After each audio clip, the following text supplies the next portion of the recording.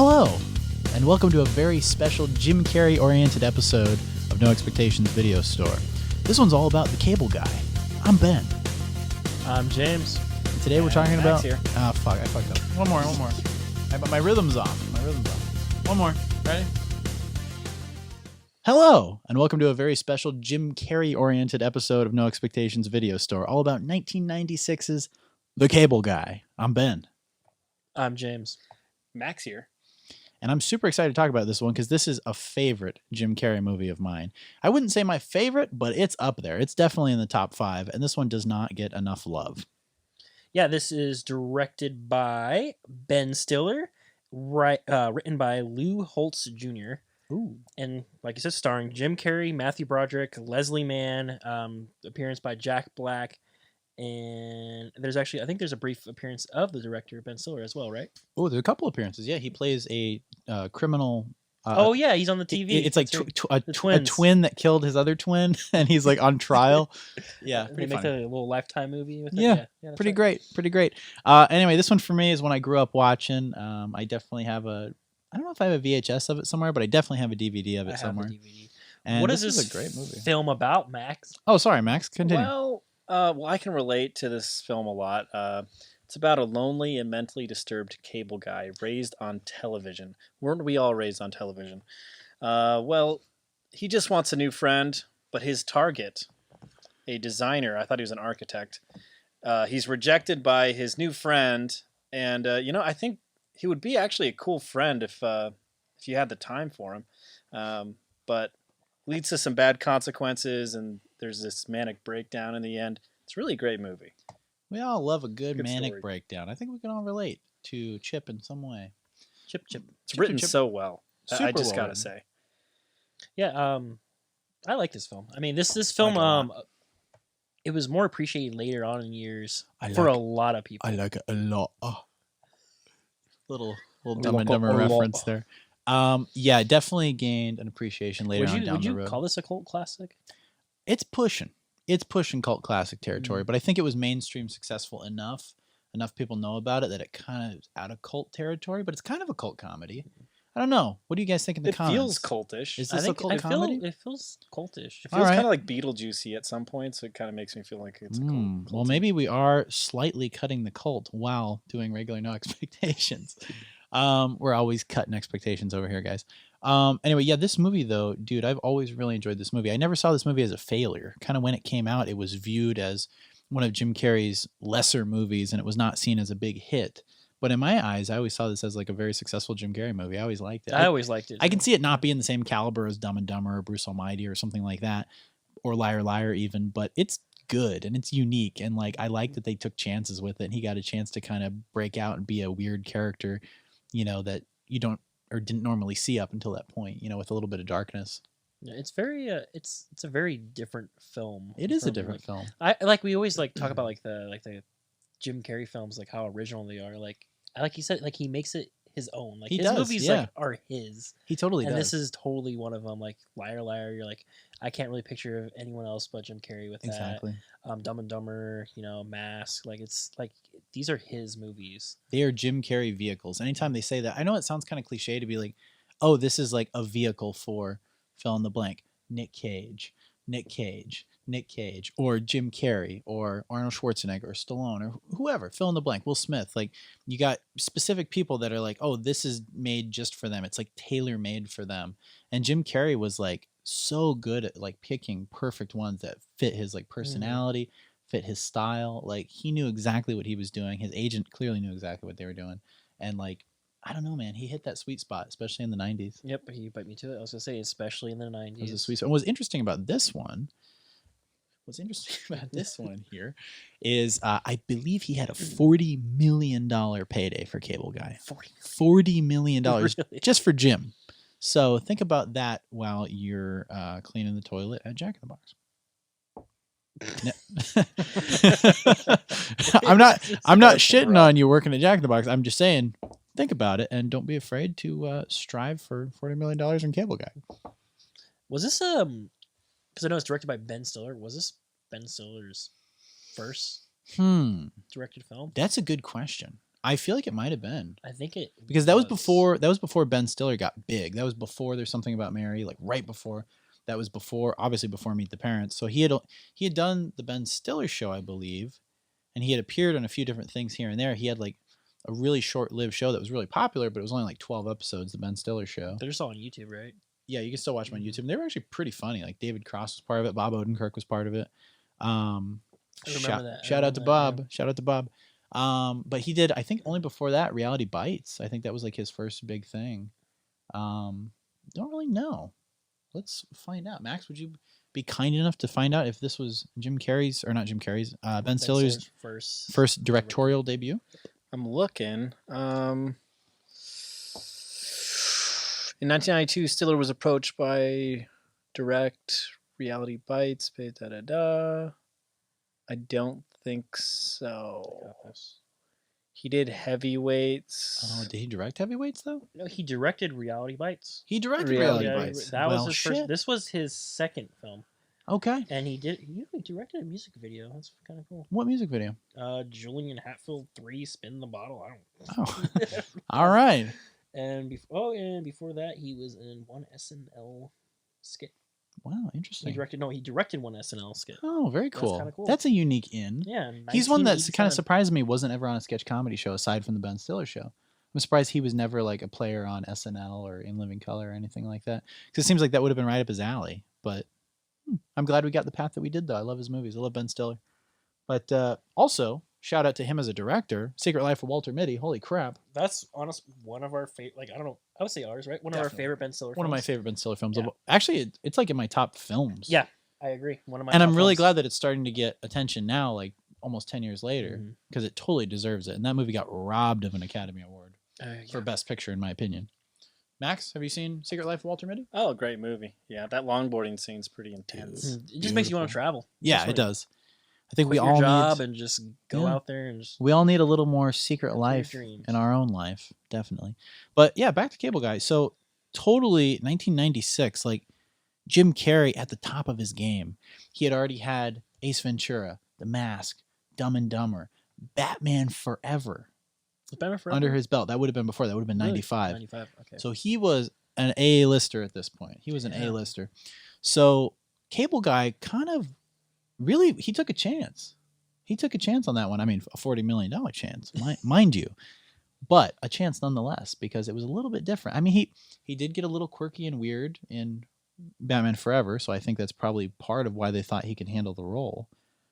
But still, it was super unique. He got to be funny. He got to be weird. He got to be sad. You kind of felt for the guy. Yeah.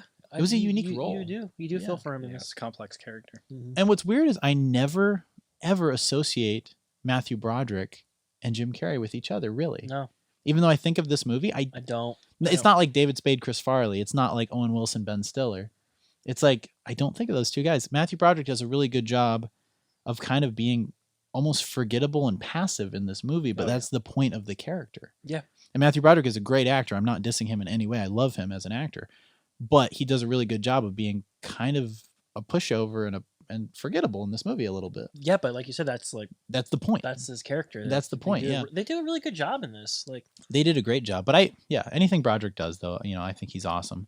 And I think he succeeded in being passive in the film, if that makes sense. Not shitting on Matthew at all.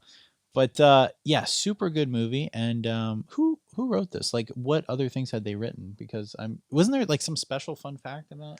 The writer? yeah, there was a fun fact about this. This What was it? written by a Los Angeles prosecutor, Lou Mm. Holtz Jr., no relation to the legendary football coach. He told Entertainment Weekly that he got a idea for the Cable Guy a few years ago. He was in his mother's apartment building one night and saw a cable guy walking down the hall. He said, "I remember thinking, what's he doing here so late?" Columbia Pictures ended up buying the script for a total of $1 million. And Holtz would ultimately end up writing 5 drafts of it. Wow. And it was kind of like a one-hit wonder. If you look at his filmography here, it's the only movie he's ever done. That is amazing to me. There was one other like that. I'm trying to remember what it was. It was something we watched. Was it something for The Lonely Guy? I can't remember off the top of my head, but there was another movie that we did a review on, and it like blew my mind. I was like, oh, this is the only thing the guy ever wrote. I think it might have been Lonely Guy. Was it Lonely Guy? I don't know. Boy, it's on the tip of my tongue. But it was one of those where I was like, that's so crazy. Oh, wait. Was it Falling Down? Hang on. I got to fact check. Let me pull it up. But I think it might have been Falling Down. Let's see. The writer? The writer, yeah. You want to look or you want me to? I got it. All right. I think it might have been Falling Down. The guy didn't write anything else, but I could be wrong. It always goes back to Joel Schumacher. It always goes back to Schumacher and Nick Cage. No. So that was Ebro Smith. Hang on a second. Hang on. He's worked on Someone, you're always welcome to watch our earlier videos. Yeah, and please do. Hunt this down if we can't figure this Actually, out. Max, go. I think I'm onto something here. I think this guy was a very prolific character actor, and he's appeared in like 100 things. Oh. But I think he only wrote Falling Down. Like, look at his writing credits. Go to this guy right here, please. Ebro Smith. Go to his writing credits and see what he wrote. He has written Car 54, Where Are You, Partners, and Falling Down. 3 movies. Okay, so very small amount of writing credits. No, but I remember it was a character actor who wrote. Was it Lost Boys? I don't know. I thought it was Falling Down. I think that's the one I was talking about. Anyway, going off on a tangent here. But what I think is super interesting about this is when you have something like that that's like a one-off. Like one dude was like, hey, he was a freaking prosecutor. And I'm surprised he didn't write Liar Liar, honestly. But the fact that he wrote this and like had his one shot in Hollywood and it was Cable Guy. Like how random is that? Can you imagine being in a courtroom and you're like on a jury and they're like, here's Joe, whatever the fuck his name is. And he comes in and he's like, by the way, I wrote Cable Guy. Well, it makes sense with wild, that whole storyline of is sort of like a political satire of how they show these trials on TV, and it's like a form of entertainment. It's true. And maybe that's why that element feels really dark. Was so funny in there. Yeah, something about Cable Guy. They did a really good job, just the way Stiller directed it and the way it was acted and presented and everything. It feels like this goofy comedy. Like when I think Cable Guy, I'm like, hey, Cable Guy, it's funny. But there's this weird like stalker vibe that was intentional that's in there. Yeah, when I went, that makes it creepy. Yeah, like when I went back and watching it again, like because just before filming this, and I was like, wait, we're filming right now? Oh shit! No, he's a creep. He's a creep. Yeah, but at the same time, you love him. You love him. And he's so relatable. He is relatable. He wants love. He just wants to be loved. At the end of the day, he just a wants little love. chip in all of us. Yeah. Interesting though, but yeah, they did a really good job of friends balancing the vibes. And I think this is the first time Jim Carrey really got to flex that acting muscle a little bit more than we're used to, just a little bit more, and that really bled into the rest of his career. Yeah, because I mean, after that, he was craving drama. The guy was craving drama. And there was some very dramatic. After that, scenes in was here. it Truman Show then the Majestic, or Majestic then Truman Show? I think it might have been. Oh, that's a good question. He kind of went. I want to say Majestic then Truman Show, but I could be wrong. But the man was craving some drama, dude. Even though he was able to do it, slipping it in, at the last minute with lots of humor, there's still heart to a lot of those movies. When was a Man on the Moon? Man on the Moon was, I want to say, 98? I could be wrong, 97, 98? 90s, man. 90s was an amazing time. Yeah. For all the funny things Jim Carrey did, he was in a lot of things that were, like, pretty intense in terms of, like, acting. Mm-hmm. Great freaking guy. Fun with Dick and Jane. Hey, 2000. That was one of his last really good movies. Man on the Moon. Man on the Moon, really good one. Fun with Dick and Jane was like 2006, I want to say, something like that. Yeah, it was like I wasn't really a big fan of it, and then I went back watching it. It was great, yeah. It's enjoyable. That was the end of his golden era. I think that was like the very last one that really signaled the end of the era for Jim Carrey was probably Yes Man. That was the last really good. Yep. As was Just Go With It for Adam Sandler. Yeah. Yeah, those were like the capstones that were like the bookends for like here's the end of the golden era. Mm-hmm. But still need to watch Sonic though. I know I need to watch Sonic. No, I still love those guys. And when I say that, I don't mean any disrespect to Jim Carrey, Adam Sandler, because I love those guys. But you know what I'm saying about there's a fundamental change at that point. Yeah, there was a big change. There was like the golden era, almost like the Beatles, where it's like you had like the golden era of like 1964 to like 1970, and then everything after that solo, you're kind of like, okay, cool. Like McCartney was still making music, but it was not Beatles. You know what I mean? Mm-hmm. It's kind of the same type of thing, but just with one actor, if that makes sense.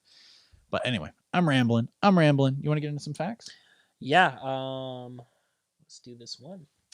So Chris Farley was originally going to star. Yeah. That would have been nuts. Crazy fact. And what's crazy is, we'll get to it in a little bit, the alternate castings, Farley actually came to mind. I was thinking a David Spade Chris Farley combo. That would have been a really could have good- been a would thing. have worked. That would have worked That really would've well, and worked that was really well. before I knew that fact. So it's interesting that other people were kind of. I mean, that was prime Farley time. Didn't Farley 1996. come up in The Mask too?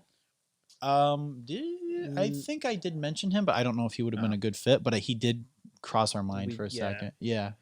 I guess what was it? His talent manager Bernie Brolstein believed his client Chris Farley would be ideal for the lead. Holtz took a leave of absence from his day job to fly to New York and meet with Farley to talk about the movie. Farley officially dropped out because of a schedule conflict, but executives told the New York Times that Farley involvement ended as soon as Jim Carrey expressed his interest. Wow. Holtz said Carrey never wanted to meet with him. I would say had Chris Farley done it, I think it would have conflicted with Black Sheep. Probably they were probably doing Black Sheep around the same time, and I don't know. It really would have opened doors for him as an actor had he lived. Like, let's say Farley didn't die. I think he would have gone the same path as Jim Carrey, like experimenting in some deeper roles, or kind of like John Candy. Yeah. Yep. Anyway, I think it would have been it would have still been good. I think it would have been good. Probably would have been a little more comical. Yeah, I think it would have it been a would've little been more different. comical. It'd be a lot less dark. I Yeah. just get the feeling Jim Carrey really just killed this role. He did kill. He crushed it. But I think if Farley would have done it, it would have been a little more of like we feel bad for him. It would have been like Oh, more yeah. moments of like kind of True. like John Candy in Planes, Trains, and Automobiles. Yeah. Where he's like, "Go ahead, I'm an easy target." Yeah, that Okay, was Chris. Still one of so my favorite scenes. dude, so good, so good. A like masterclass in acting right there in just like 3 minutes. You want to hurt me? Go right ahead if it makes you feel any better. I'm an easy target. Yeah, you're right. I talk too much. I also listen too much. I could be a cold-hearted cynic like you. But I don't like to hurt people's feelings. Well, you think what you want about me. I'm not changing. I like me. My wife likes me. My customers like me. Because I'm the real article. What you see is what you get.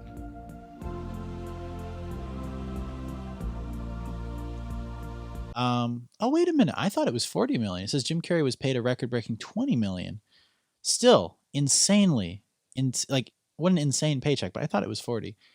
Carrey was the first actor to ever make that big of a paycheck, and apparently his salary was half of the total film's budget, which is fucking insane. That's like a DiCaprio movie now. That's true. 20 million is like what DiCaprio did for like Wolf of Wall Street. Really? Yeah. So like 20 million back then would be like close to 40 million now, Robert Downey probably. Jr. is getting like 50 million. I don't get it, man. Like, we need to get paid more, guys. We're doing this for free for you. You're welcome. Here's Like- a fun fact. Like and subscribe. This is free, guys. Judd Apatow lost a battle to get official credit for writing.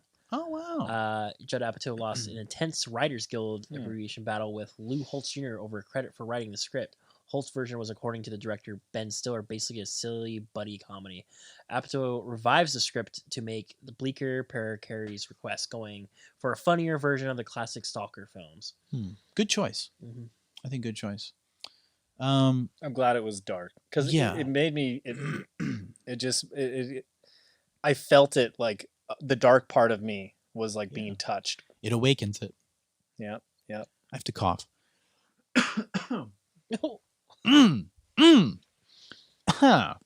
One thing I really like about this too, music-wise, really good soundtrack. You own the Don't soundtrack. you want somebody to love? Ooh, you need somebody to love. Don't you want somebody to love? Don't you need somebody to love? I would really like somebody to love. Yeah, I do own this soundtrack, and we've listened to it. We've cranked it. We've jammed along with Jim Carrey himself. It's not, I wouldn't say it's an amazing soundtrack, but it's a solid soundtrack, as were It's most fun.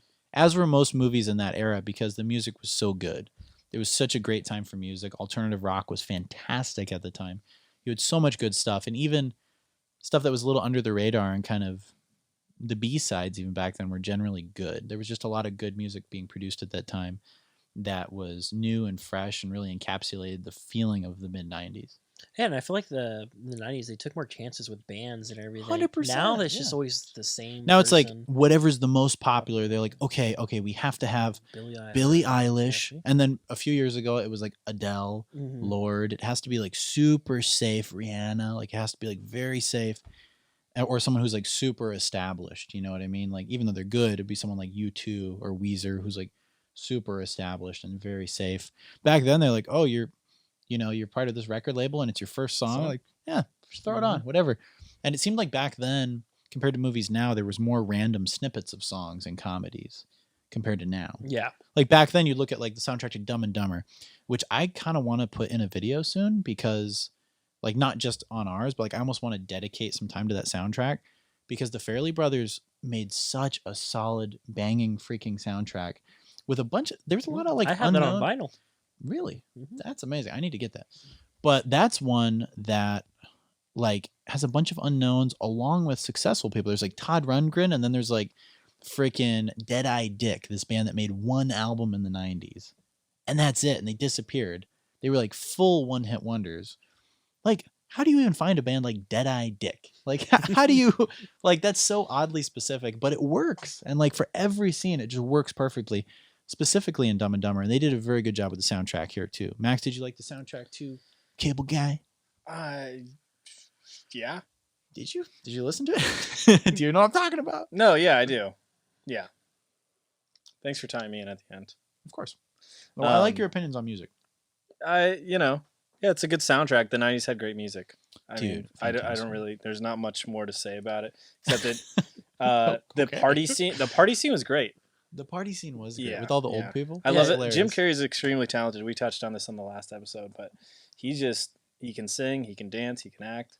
He's a beast. He's a funny guy. I love the Owen Wilson cameo too. He and Ben Stiller are friends. Yeah, I forgot. Yeah. He beats the shit Yeah. out of him. I absolutely love that. Let me help you wash up. Cleanliness is next to godliness. That'll take care of the shine. Now, let's pluck those eyebrows. She loves me. She loves me not. She loves me. She loves me. Ow!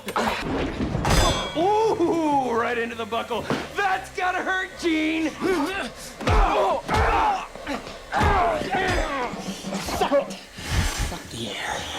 And I heard never mind. I mean, I'm crossing over into my in the castings. cast, it's you get Janine Garofalo, Andy Dick, Bob Odenkirk, You love Janine David Garofalo, Cross. don't you? You love her. Janine. You love Janine Garofalo. I used to have a crush on her. I know. Yeah, you I do know. love You her. mention her a lot, and you know what? I appreciate it. Kyle Gass from Tenacious D was in this thing. Oh yeah, Yeah. he was in here. Yeah. Mm-hmm. And I guess Ben Stiller, he's bringing all his friends up. I love Bringing how all it's his sort of like an homies. entourage. I really vibe. respect that. I really liked it when they do that. And that's one, a lot of parallels to Adam Sandler here, man. Like Adam Sandler is really great about doing that with his buddies. And it seemed like Ben Stiller has always done that. I don't know if I can really say it for Jim Carrey necessarily. I don't really know. Maybe he has and we don't know it, like behind the scenes. But in terms of like co-stars, not that I really know of. I can really. But Ben Stiller, 100%, man. He's always with his boys. He's always with Jack Owen, Black as Owen well. Wilson. Think about it. Yeah, Jack Envy. Black. Exactly. Vince Vaughn. Those guys are all a unit. And then you got same with the Sandman. You got Sandman. You got David Spade. You got Rob Schneider. You got Norm Macdonald. Well, had Norm Macdonald. R.I.P. the man. But yeah, I really admire that when actors do that. See, it kind of seemed like that was a thing with Paul Newman and Robert Redford too. Yeah.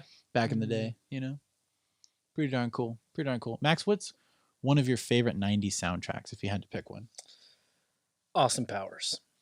Super good. The one where Dr. Evil's and he's with Mini Yeah. Me, you complete me. So Just good. the two of us. There was a song by his band called Big Blue Missile with Scott Weiland on vocals from Stone Temple Pilots, and dude, so freaking good. It sounds like a Marilyn Manson song, but it's not. What But movie that is was this? Austin Powers. Oh, It was from really? Austin Powers, yeah. Really solid soundtrack. It's a really good one. Back then, there was just something about, like James said, he hit the nail on the head. They took chances that they don't now. Now you would just hear all the fucking basic entry level shit that you hear over and over Yeah. again in all these movies.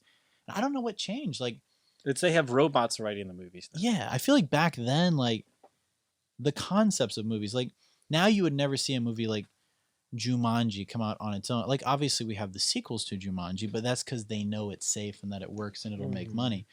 You would never see anything new like Jumanji was at the time it came out, or like Cable Guy. Everything now feels like so calculated and so safe. Yep. It feels like, I'm trying to think of an example. It feels like back then in the 90s, it was like abstract art. And now it feels like it's like really safe, like cookie cutter, like basic, like I can't. We always go I'm back. fucking up on an analogy, but you know what I'm saying. We always go back to it. It's just like now the studio has so much more control. They always had control, but back then it seemed like they would take a gamble. That's what I'm saying. They would let the artist do its thing, but now they're, like you say, they're playing it safe. Yeah. What's the last like original movie idea that you can remember? Man. The last really original. I mean, there's also ones that aren't necessarily original, but they feel fresh. Like Nobody.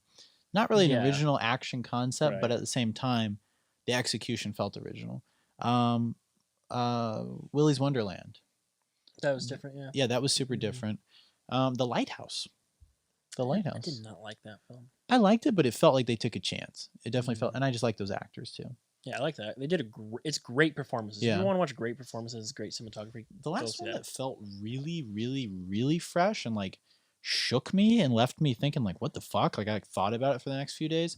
It came out a couple of years ago. It was Nocturnal Animals with Jake Gyllenhaal and Amy Adams. Nocturnal Animals, incredibly original. Another Jake Gyllenhaal one as well as Nightcrawler. Yeah, super original. Yeah. There was a point, Jake Gyllenhaal, also one of my favorite actors, our favorite actors of the modern time. I think he's one of the best, definitely.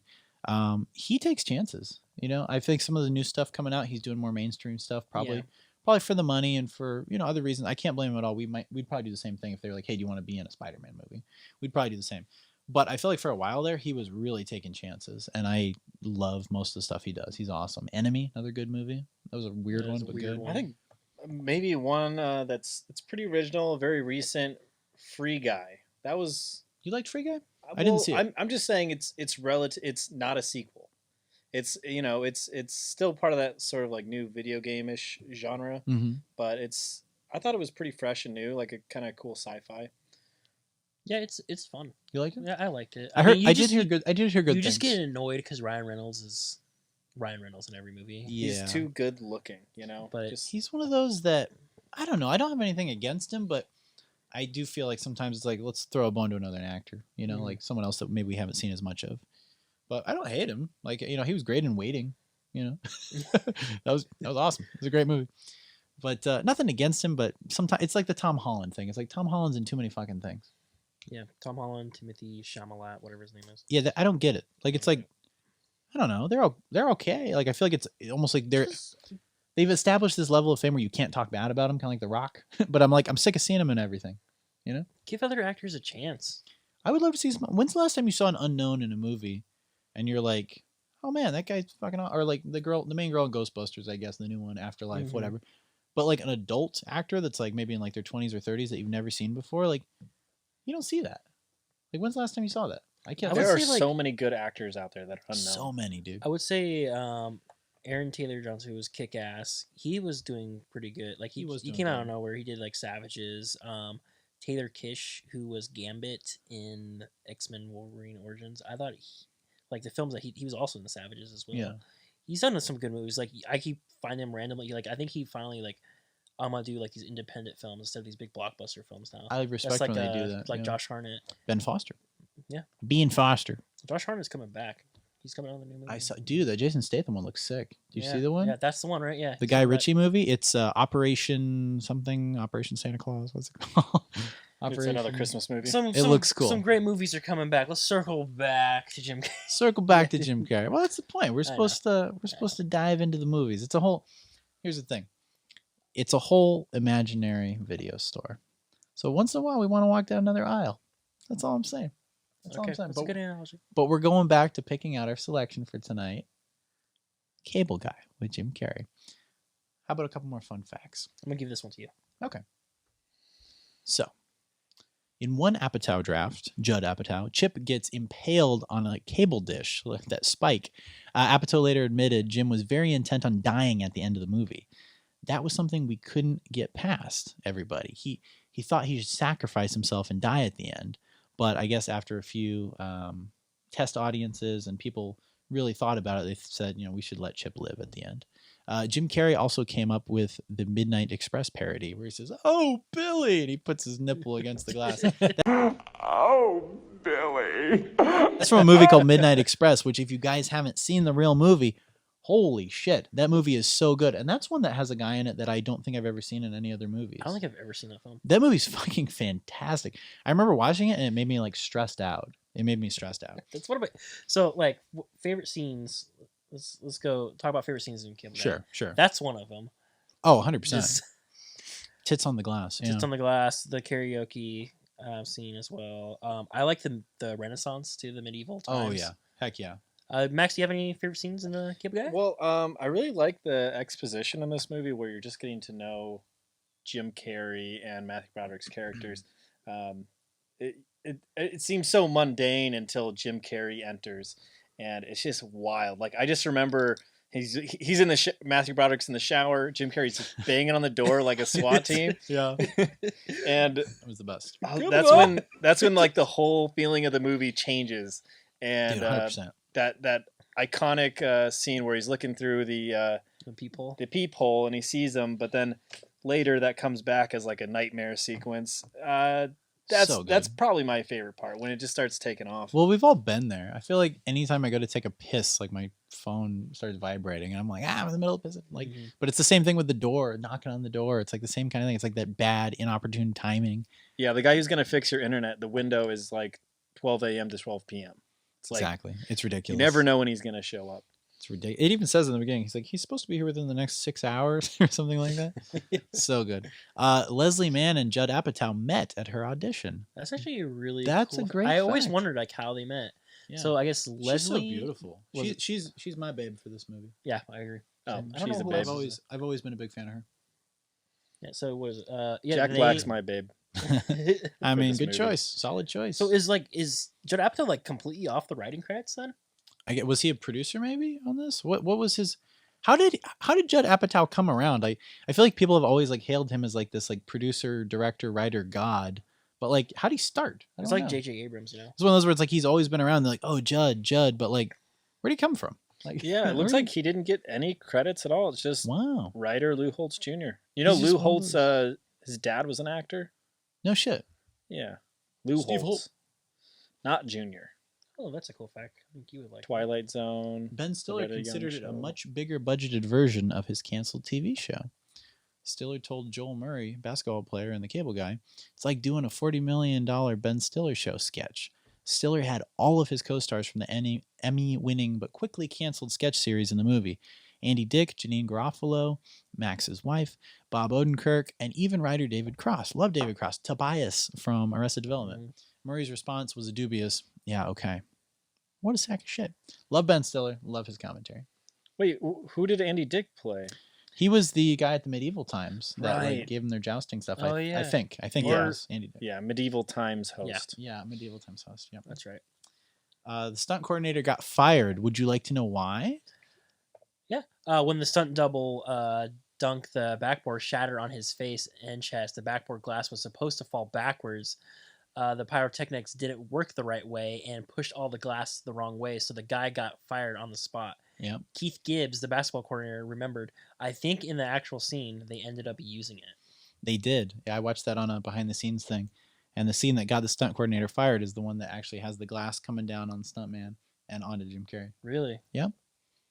Fun fact. I like that. Man, he's got mad skills. on That the was a court. great thing that was in a lot of 90s and early 2000s movies was guys hanging out playing basketball. That's something you don't see in Yeah. movies anymore. That was like this one. That was another common thread in Along Came Paul, I was Polly. going to say. Yeah, with the Another sweat. Ben Stiller. Yeah, another Ben Stiller. Maybe Ben Stiller just likes basketball. Have you ever think of that?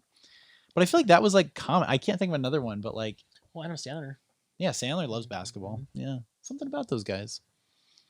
I can't think of another movie that was like totally Ben Stiller and Adam Sandler together. That was like them on equal footing. It's always him like appearing in one of his movies, but it's never them like Starsky and Hutch, like boom, where it's like Owen Wilson, Ben Stiller. I've Oh, never you mean seen like that with you mean like co-starring? together? co-starring. I've never I don't seen think that. they ever. That would be awesome. Yeah, They what- did.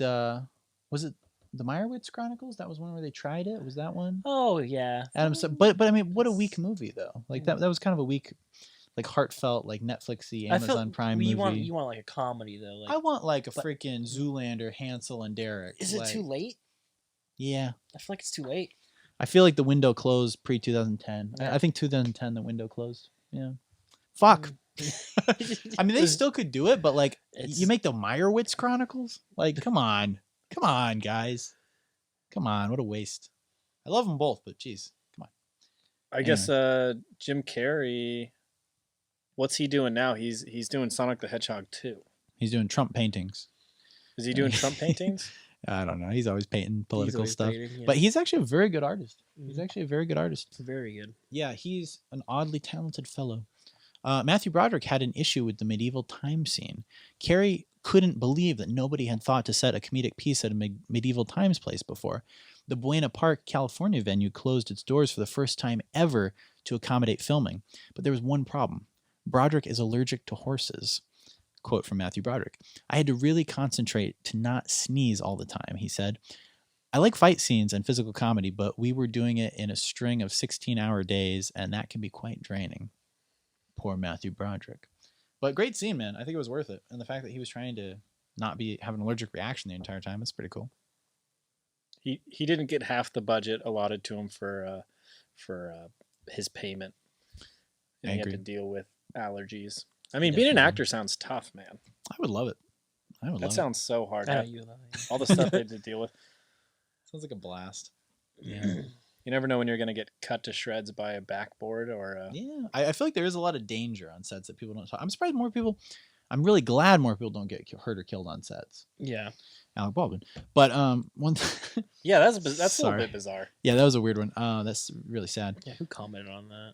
Yeah. Oh, I think it was George Clooney. He was saying like, I always check my gun. 100%. I mean, if anyone's used a gun before or has taken any gun safety, You always check. you got to check. yeah, you put it in your mouth and you click. No, I'm kidding.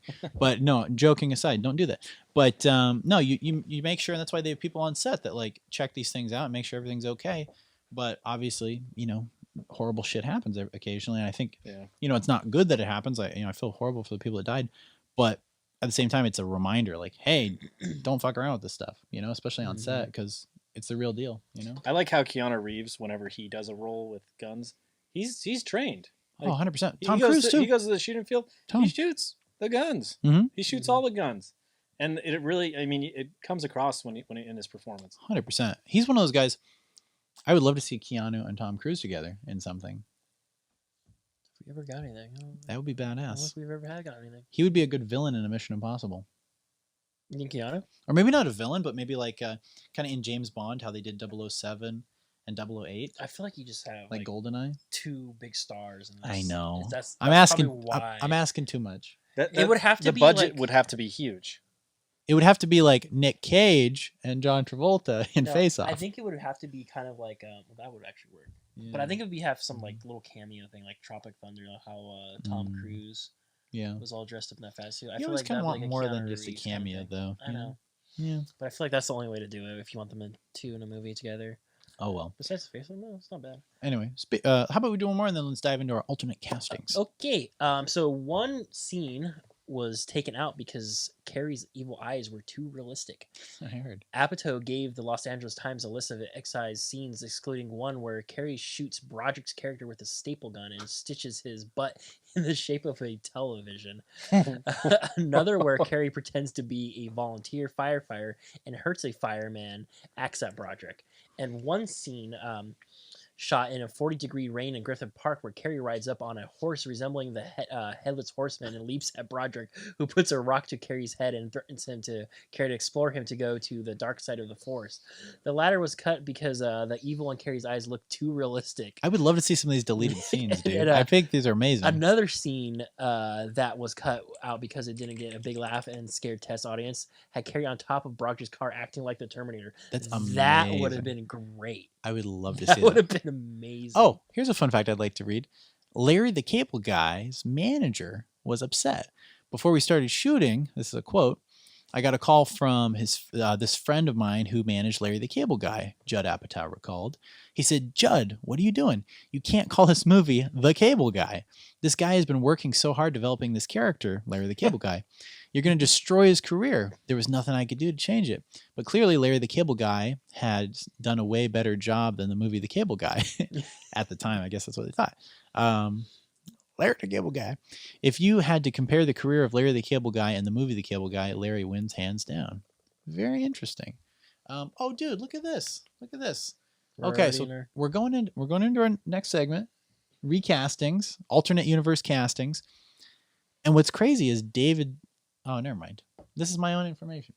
I thought this was one that you already had pulled up. No, Never mind. No, this all is right. it. Never mind. Okay, this is all mine. Okay, so the Matthew Broderick role I want to focus on first. And I had thought kind of what I'd said earlier. David Spade would have been great. And that would have been great for another duo buddy movie with Chris Farley. I think that would have worked out perfectly. Really sad it didn't happen, but I am happy with what we got because Matthew Broderick is freaking awesome and Jim Carrey is the best. My choices for Matthew Broderick's character for Stephen, I thought Alan Covert from Grandma's Boy. I thought he would be awesome. Ben Stiller honestly could have pulled off the Matthew Broderick role as well. I think so. Mm-hmm. And it's, he already would have been there, so it would have been perfect. And then, of course, like I said, David Spade would have been cool. For the Jim Carrey role, all right, how about we save that for last? We'll save the Jim last. Okay, so for the Leslie Mann character, Renee Zellweger, I think would have been cute. Bridget Wilson from Billy Madison, or funny woman at the time, Sarah Silverman. I think could have definitely pulled it off. I think that would have been good. Yeah, she has that quality of the ex-girlfriend. For Jack Black's character, I picked Rob Schneider, Steve Buscemi, or Steve Zahn. I think either of them would have definitely pulled it off. For the Owen Wilson part, I picked... like how you put him in there. It's funny. Okay. Yeah. For the Owen Wilson part, I picked Brendan Fraser, Vince Vaughn, or David Schwimmer. Did you like any of those? I do like that. Okay, I think David Schwimmer specifically. Actually, Vince Vaughn would have been great. Was there anything after that? Just questions. Okay. So for the main piece of resistance for the Jim Carrey character, super tough because as Max was saying, absolutely perfect casting. Like Jim Carrey, unbeatable in this role. But if we had to, in an alternate universe, Woody Harrelson, Chris Farley, which we had talked about, which was considered, or Michael Richards, a.k.a. Kramer. Okay. I think he could have crushed it because he's such a serious actor, but he's so fucking funny. I think any of those guys would have been great. That would have been crazy. Yeah. So I think those were pretty solid. I think those are solid. Pretty solid choices. Go ahead and do your castings, and then we'll go to some fun Cable Guy questions. Oh, did I not do director and writer? Not yet. Hang on. Okay. That's a question. Here, go down a little further. Okay. Oh, there we go. Director, I thought instead of Ben Stiller, who did a tremendous job in an alternate universe, I would have picked Peter Farley, Farrelly from the Farrelly brothers, who did Dumb and Dumber. Writers, I would have picked Tim Herlihy and Adam Sandler, who did the script for Billy Madison. And that's it. That's what I have. What are your recasting, sir? I think I fucked mine up. So good, though, man. Like, it just goes to show how solid this movie is, where it's really difficult to recast it. All right, so Cable Guy, Matthew Broderick. This is why I liked how you included Brendan Fraser. I chose Brendan Fraser as Matthew Broderick. Interesting. That would have been a solid choice. Yeah. Leslie Mann. I chose Drew Barrymore. Great choice. And then I don't know why with Jack Black. I was thinking Shallow Hal. Yeah. So Jason Alexander. Solid, George. And then for Jim Carrey, I just don't know who would really choose. I was just like going to the next Dumb and Dumber guy, Jeff Daniels. Oh, that okay. I think it would have worked in a weird. He way. has range, man. Yeah. Jeff Daniels has range. And director, instead of Ben Stiller, I did Frank Oz. What else has Frank Oz done? He's why am I drawing a blank right now? I'm thinking Frank Capra. I'm like, It's a Wonderful Life. Frank Oz is he's the voice of Yoda. He's done. Oh. You could pull it up there, Max. Frank Oz. Pulling it up. The Wonderful Land of Oz. He's done some weird. Let's see here. Muppet. I was gonna say Muppet Sesame shit, right? Street. Yeah, go to a director. Star Wars Episode 2?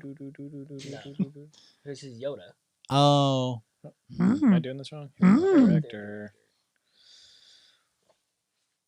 Cable Guy, you are. Dark Crystal. Wow.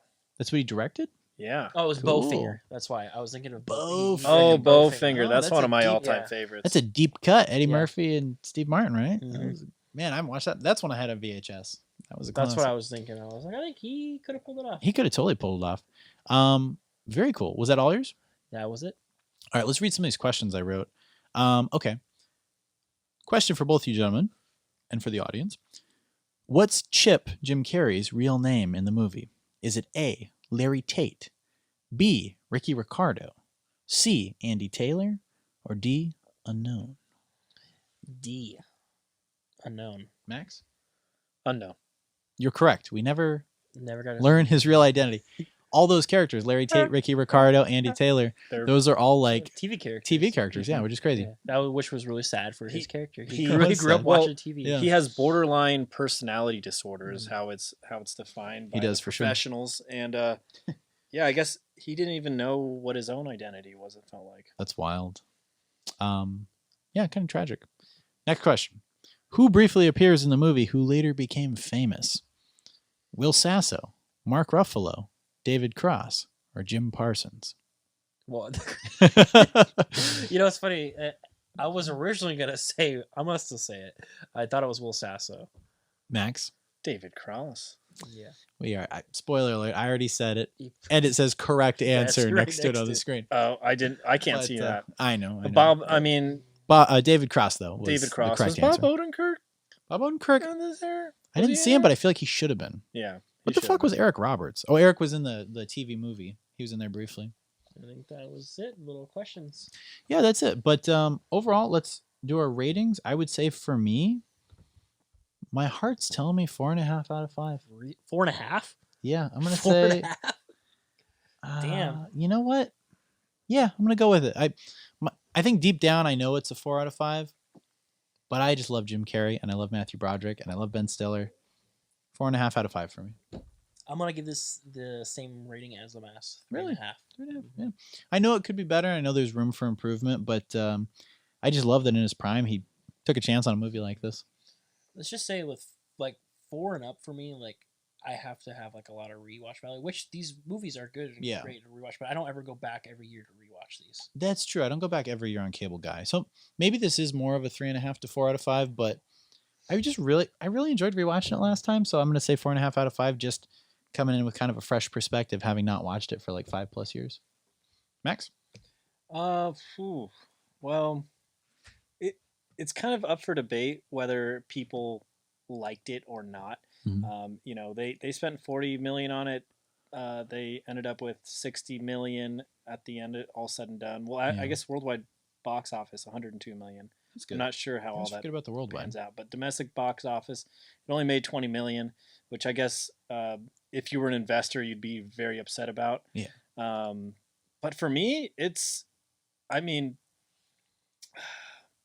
a psychological thriller Mm-hmm. and a comedy. And Jim Carrey. I'm in the 4s. I don't know, 4.25. Okay. All That's right. where I'm at. Perfect. I'm going to agree with you, definitely. I almost feel like I know it's a little bit of a lesser rating, but there's something about it. Every time I go back to it, I think because I didn't watch it as much as movies like Dumb and Dumber and like Truman Show, that when I go back to it, it's kind of a treat because I haven't seen it as many times. Okay, I can agree with So it has like this new feeling to it of like, I can't quote it. Yeah. And that's important to me because after a certain point, those movies go away because once you watch everything by someone that you really enjoy, by a favorite actor, there's no newness left. Mm-hmm. So like when you have a little bit of that left, like kind of like the magic of like Back to the Future 3, not watching as much as like the first or second Back to the Future, like it has this like new feeling that's still kind of like lingering on it. And I love that. Yeah. Beautiful, you said. Thank you. Mhm. Anyway, guys, any closing remarks on Cable Guy?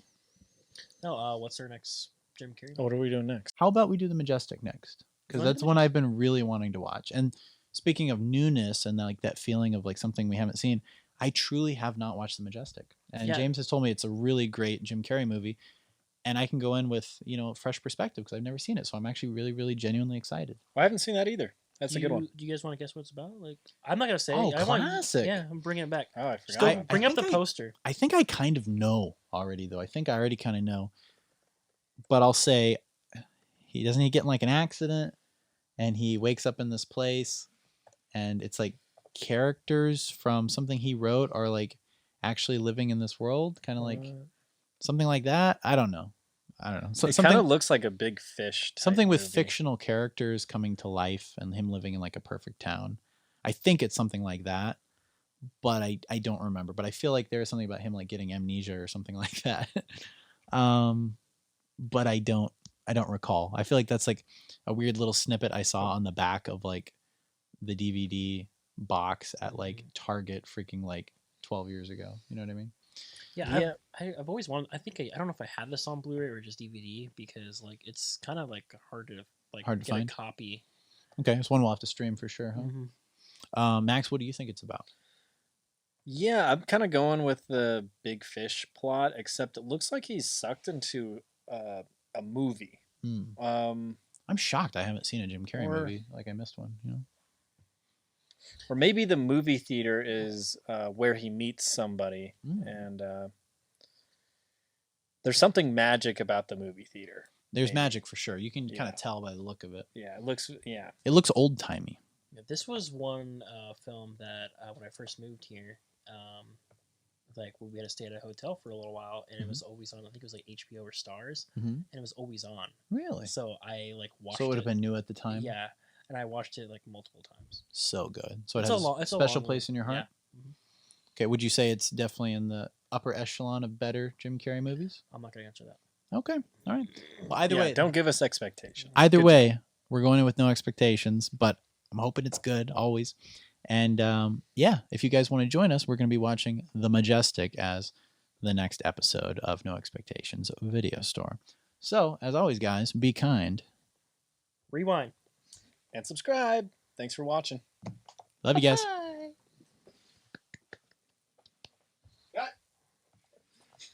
Thank you. Stop it. Stop it. I know how you're feeling right now. Stop it. Stop it. Don't do that. I'm here for you. Don't do that. Jesus Christ, you're gonna get me killed. Out of here. Oh, Billy.